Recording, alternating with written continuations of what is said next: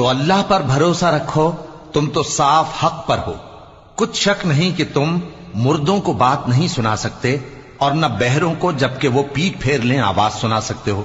اور نہ اندھوں کو گمراہی سے نکال کر رستہ دکھا سکتے ہو۔ تم تو انہی کو سنا سکتے ہو جو ہماری آیتوں پر ایمان لاتے ہیں، پھر وہ فرما بردار ہو جاتے ہیں، اور جب ان کے بارے میں عذاب کا وعدہ پورا ہوگا تو ہم ان کے لیے زمین میں سے ایک جانور نکالیں گے جو ان سے باتیں کرے گا۔ یہ ہم اس لیے کریں گے کہ لوگ ہماری آیتوں پر ایمان نہیں لاتے تھے، اور جس روز ہم ہر امت میں سے ایک بڑے گروہ کو جمع کریں گے جو ہماری آیتوں کی تکذیب کرتے تھے، پھر ان کی جماعت بندی کی جائے گی، یہاں تک کہ جب سب آ جائیں گے تو اللہ فرمائے گا کہ کیا تم نے میری آیتوں کو جھٹلا دیا تھا، حالانکہ تم نے اپنے علم سے ان کا احاطہ تو کیا ہی نہ تھا؟ بھلا تم کیا کرتے رہتے تھے؟ اور ان کے ظلم کے سبب ان کے حق میں وعدہ عذاب پورا ہو کر رہے گا،